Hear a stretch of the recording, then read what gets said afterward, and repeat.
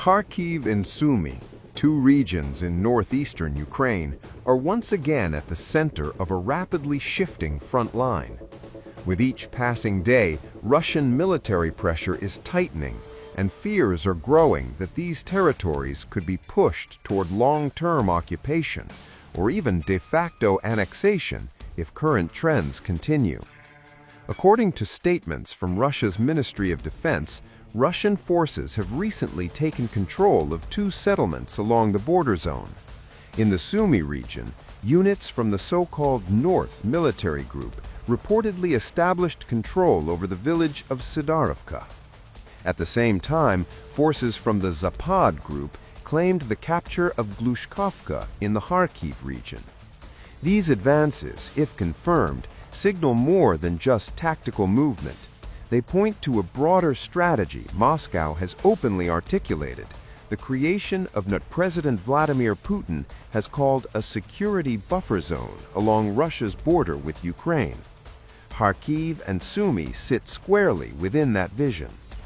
Russian officials say Ukrainian forces suffered heavy losses during these engagements and report continued strikes on fuel, energy, and transport infrastructure used by Ukrainian troops.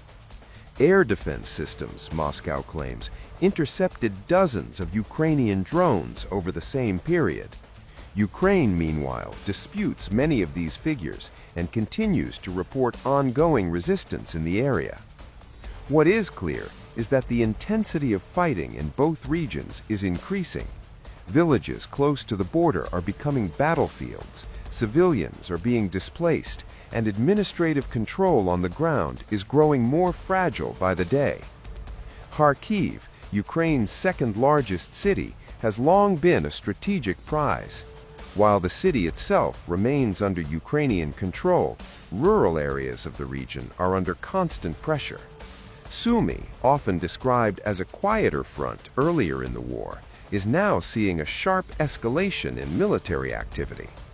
For residents, the concern is not only the sound of artillery or drones overhead, it is the uncertainty of what comes next. Prolonged Russian control, even without formal annexation, could mean new borders drawn by force, restrictions on movement, and the erosion of Ukrainian governance. As the war grinds on, Kharkiv and Sumy stand on a knife's edge. Whether these regions remain contested, stabilize under Ukrainian defense, or slip further under Russian control may shape the next phase of the conflict and redefine the map of northeastern Ukraine. The situation is fluid, the claims are contested, and the consequences are profound. The Russian Defense Ministry reports that Battle Group North has seized control of the settlement of Chuganovka, a small village, but one that signals Moscow's grinding push forward. Every inch of territory matters, every move reshapes the battlefield, and every strike sends a message. Russia is asserting control.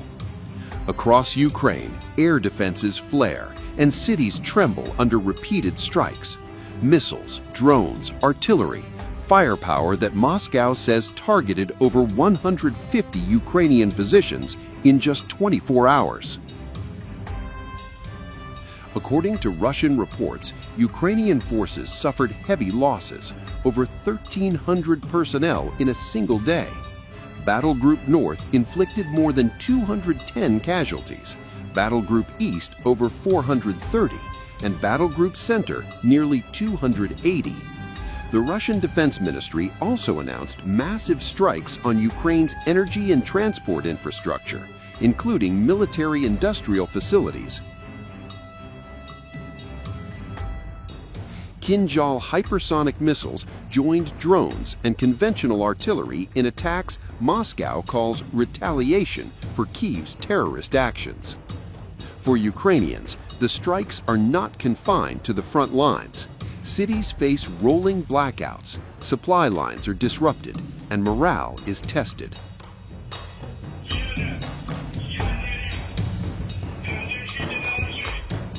Chuganovka may seem small, but in the larger conflict, These incremental gains allow Russia to consolidate positions, prepare logistics, and pressure Ukraine across multiple fronts. Meanwhile, the West is not unified. Tensions grow among NATO allies over how far support should go, and debates rage about Ukraine's long-term security. Aid packages, sanctions, and battlefield strategies are scrutinized like never before. Amid this, political voices in the U.S. are adding pressure. With President Donald Trump setting a dramatic deadline, summer, to end the war. A timeline that looms over every military and diplomatic move. For Vladimir Putin, these advances are more than tactical. They are a statement of momentum, a signal that Russia intends to shape negotiations from a position of strength. Ukraine is under attack, but the pressure is not only on Kyiv, it is on the West, on NATO, and on global diplomacy. Divide and indecision could shift the balance, even as Ukrainian forces continue to resist. The battlefield is expanding, the map is changing, and Moscow is methodically exploiting every crack in the armor.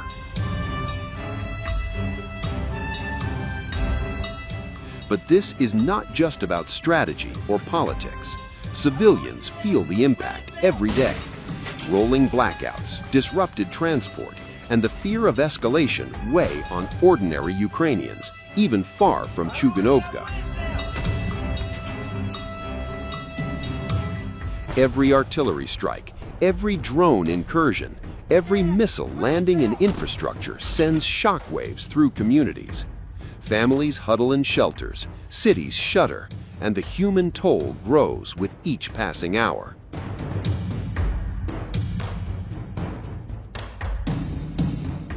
Moscow's push in Kharkiv, the growing toll on Ukraine, and the widening political divide in the West set the stage for a critical summer.